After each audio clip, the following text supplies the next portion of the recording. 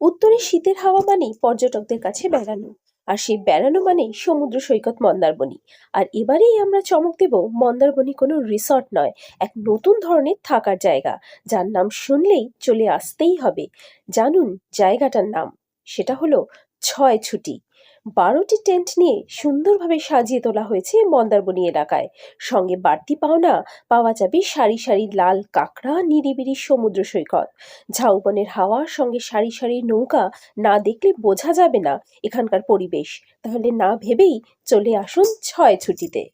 Bureau report, news Bharat 24 hours. North বেঙ্গলে পাহাড়ি এলাকায় যেটা দেখতে পাওয়া যায় ট্রেন্ড, সেই ট্রেন্ড কিন্তু এখানটায় পাবেন। নামটা অদ্ভুত, ছয় ছুটি। নামের একদম যে তাৎপর্যপূর্ণ আছে, নাম শুনলেই যেন চলে আসতে হয় যে এই ট্রেনটি ছয়ে ছুটি।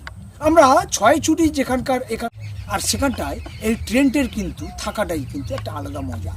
উত্তরে হাওয়া, শীতের সময়ে চলে আসুন ছয়ে ছুটি ট্রেনটি।